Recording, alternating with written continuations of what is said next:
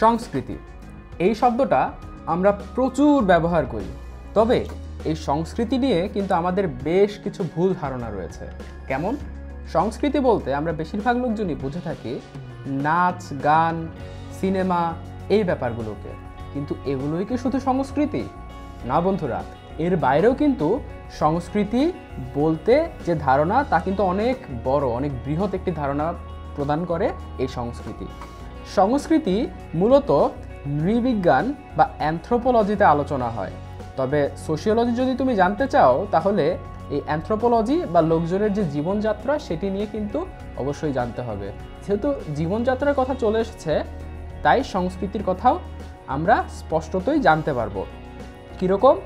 সংস্কৃতি হচ্ছে একটি নির্দিষ্ট এলাকা বা ভূখণ্ডের যে লোকজন, সেই লোকজন যা করে তার সব কিছুই কিন্তু সংস্কৃতি।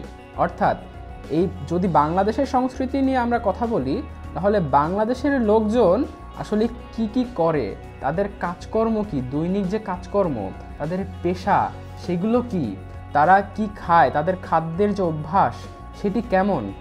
আমরা যে বলি মাছে ভাতে বাঙালি, এই মাছে ভাতে বাঙালি হওয়া কিন্তু আমাদের সংস্কৃতিরই অংশ। এবং যে পোশাক রয়েছে, আমরা যে বলি যে শাড়ি এবং লুঙ্গি এটি হচ্ছে বাঙালি সংস্কৃতির একটি বহিঃপ্রকাশ, এটাও কিন্তু আমাদের সংস্কৃতির অংশ। অর্থাৎ কি খাচ্ছি আমরা, কি পড়ছি, কি বিশ্বাস করছি, সেটিও কিন্তু আমাদের সংস্কৃতির অংশ। ধরো আমাদের বাংলাদেশের সংস্কৃতিতে যদি মনে করা হয় যে কোনো বাঙালি যদি বাংলা ভাষায় কথা বলে, তাহলে সে তার নিজের সংস্কৃতিকে ধারণ করছে। যদি এটি এই আমাদের বাংলাদেশের অংশে বিশ্বাস করা হয়, তাহলে কিন্তু এটি আমাদের বাংলাদেশের সংস্কৃতি। এখন তোমাদের মনে নিশ্চয়ই একটা প্রশ্ন এসেছে যে একটি অঞ্চলের মানুষ তো কত কিছুই করে, তার মধ্যে ভালো অনেক কাজ থাকে যেগুলো আবার মন্দ। সেই মন্দ কাজগুলোও কি সংস্কৃতির অংশ?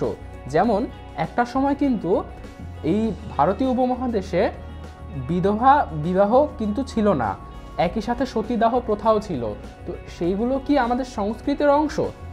ব্যাপারটি হচ্ছে একটি অঞ্চলের মানুষ অনেক মন্দ কাজ করতে পারে, অনেক অপরাধও করতে পারে, কিন্তু সেটি কিন্তু সংস্কৃতির অংশ হিসেবে মূলত আলোচিত হয় না। সংস্কৃতি হচ্ছে একটি অঞ্চলের বা একটি ভূখণ্ডের মানুষের সেই সকল কার্যাবলী, যে সকল কার্যাবলী পরবর্তীতে ইতিবাচক বিভিন্ন কাজ করতে উৎসাহ যোগায়। সমাজতাত্ত্বিক অর্থে বলা যায় যে সমাজবিজ্ঞানের যে অর্থ রয়েছে সেটি অনুযায়ী বলা যায় যে culture is the way of life. অর্থাৎ মানুষ কিভাবে জীবনযাপন করে এবং কিভাবে জীবনযাপন করবে, সেটাই হচ্ছে সংস্কৃতি। তো সংস্কৃতির মধ্যে আমরা যেগুলো দেখতে পেলাম সেগুলো হচ্ছে মূলত খাদ্যাভ্যাস। তোমরা যদি মেক্সিকান কিংবা হচ্ছে আমেরিকান খাদ্যাভ্যাসের দিকে লক্ষ্য করো, তাহলে সেটার সাথে কিন্তু বাঙালি যে খাদ্যাভ্যাস, বাংলাদেশের যে খাদ্যাভ্যাস, সেটা কিন্তু কোনো মিল পাবে না, পার্থক্য রয়েছে। অর্থাৎ আরেকটি ব্যাপার আমরা জানতে পারলাম যে প্রত্যেকটি সংস্কৃতি তাদের নিজেদের জায়গা থেকে পৃথক এবং ভিন্ন। প্রত্যেকটি সংস্কৃতির নিজস্ব স্বকীয়তা রয়েছে, সেটি নির্ভর করে বেশ কিছু ব্যাপারের উপরে। প্রথমত সেখানকার লোকজনের যে জিনগত ব্যাপার রয়েছে সেটির উপর নির্ভর করে, একই সাথে সেখানকার আবহাওয়ার উপর নির্ভর করে। আবহাওয়ার উপর কেমন? তুমি যদি দেখো তাহলে বাংলাদেশ কিন্তু নদীমাতৃক দেশ। সেই নদীমাতৃক দেশ হওয়ার কারণে আমাদের এখানে মাছ অনেক বেশি সহজলভ্য, এবং একই সাথে বাংলাদেশ কৃষি প্রধান দেশও। এই কৃষি প্রধান দেশ হওয়ার কারণে আমাদের উর্বর জমি থাকবার কারণে আমাদের কিন্তু ধান চাষ করা অনেক সহজ। ঠিক এই কারণেই কিন্তু আমরা আসলে মাছে ভাতে বাঙালি। অর্থাৎ দেখতে পাচ্ছ আমাদের যে আবহাওয়া রয়েছে, আমাদের যে প্রকৃতি রয়েছে, সেটার প্রভাব কিন্তু আমাদের এই খাদ্যাভ্যাসের উপর পড়লো। অর্থাৎ এগুলোর উপর ভিত্তি করে কিন্তু আমাদের জীবনযাপনের যে রীতিনীতি সেগুলো গড়ে ওঠে। এরপর পোশাক। আমাদের এই অঞ্চলের বাংলাদেশের এবং এই যে ভারতীয় উপমহাদেশ, এইখানে কিন্তু একটু উষ্ণ প্রকৃতির আবহাওয়া বিরাজ করে বেশিরভাগ সময়ই। কিন্তু তুমি যদি পাশ্চাত্যের দিকে চলে যাও, আমেরিকাতে চলে যাও, কানাডাতে চলে যাও, তাহলে কিন্তু সেখানে শীত প্রধান অনেক জায়গা রয়েছে। সেই শীত প্রধান দেশের পোশাক আশাক আর আমাদের পোশাক আশাক কি এক?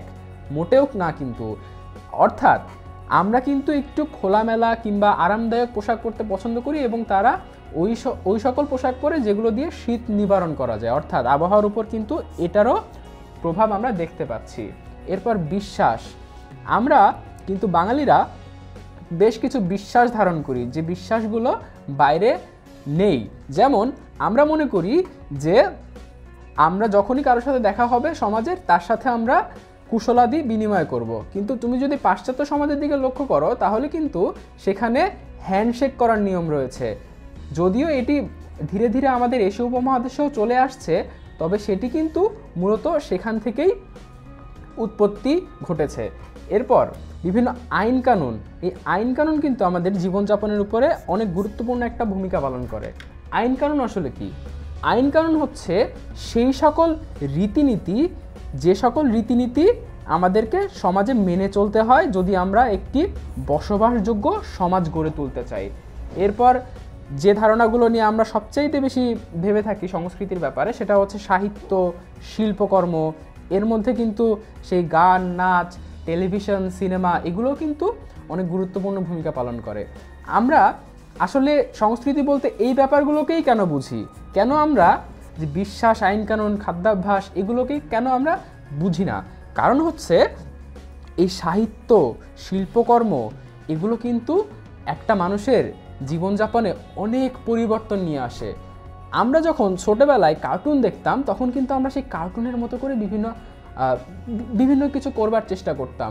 তোমরা যদি ড্রাগন বল জি দেখে থাকো তাহলে কিন্তু হয়তো তোমরাও সেটা দেখে সেই ব্যাপারগুলোকে অনুকরণ করবার চেষ্টা করেছো। কিংবা তুমি যদি বেন 10 কিংবা মিনা কার্টুন কিংবা সিসিমপুর দেখে থাকো তাহলে কিন্তু সেখানের বিভিন্ন চরিত্রকে তুমি অনুকরণ করতে চাইবে। অর্থাৎ যেটা বোঝাতে চাচ্ছি সেটা হচ্ছে এই আমরা কি দেখছি, আমরা কোন সাহিত্যের সংস্পর্শে আসছি, সেটা কিন্তু আমাদের জীবনযাত্রায় একটা প্রভাব ফেলে এবং যেটা কিনা সংস্কৃতিতেও প্রভাব ফেলে। অর্থাৎ সংস্কৃতি সম্পর্কে আমরা কিছু ব্যাপার জেনে নিলাম। পরবর্তী ভিডিওতে আমরা সমাজবিজ্ঞানীদের চোখে এবং সমাজবিজ্ঞানের চোখে আসলে সংস্কৃতি কি সেটা জানবো। ততক্ষণ পর্যন্ত সকলকে ধন্যবাদ।